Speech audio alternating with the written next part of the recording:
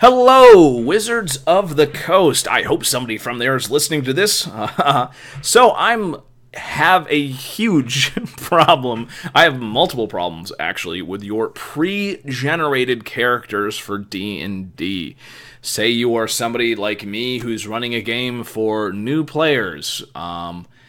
You would think that the first place you would go for pre-generated players characters would be the D&D official website, and they do have them there. Look, there's a bunch of cool people. Oh, let's scroll down here. Oh, hey, let's take a look at this character over here called the Human Druid. That ought to be cool. And unfortunately, when you go to the actual character sheet that they have, there's all sorts of just things wrong with it. And you're saying, well, Caleb, what are you talking about? There's only a couple numbers wrong. Well, okay, so number one, you don't have an actual character sheet here. I guess maybe you are interested in making people like buy products and stuff and maybe fill out their own character sheets. But like kind of the whole point of pre-generated characters is to give people like a stepping stone into the game. So I don't understand why the decision was made to leave like the character sheets like sort of like this that don't look like anything like a real D&D character sheet. And again, there's just stuff that's wrong. For example, the Scimitar has a +3 to slashing damage, which according to the rules, he has a dex of +2. So no, that's just wrong. Now you're saying, oh, Caleb, you're nitpicking. You are such a nitpicker. Well, I was dealing with a fine, upstanding person from Europe who I was playing an online game with, and he was very interested in learning about the game.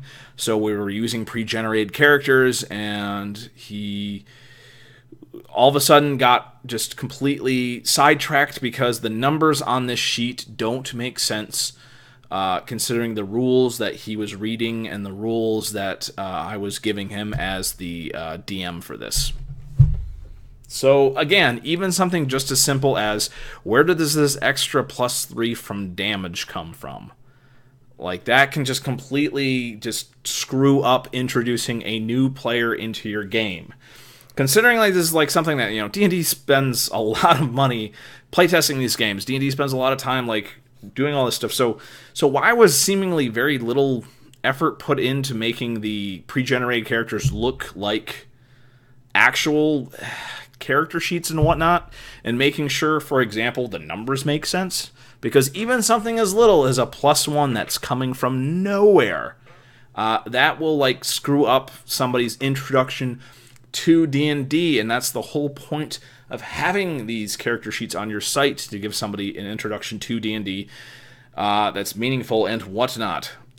So again, I don't understand. You have all like the levels and stuff, and they all have like different things, and there's mistakes, and there's a lot of mistakes. So yeah, I don't understand. If you're just gonna have it, just have just the level 1 characters, and just make sure the character sheets look like character sheets for the pre-gens, and then make sure that they actually make sense in terms of the rules and whatnot.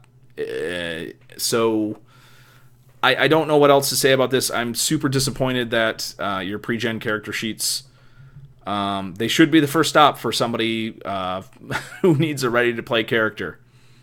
It should be your first stop, should be the Wizards of the Coast site.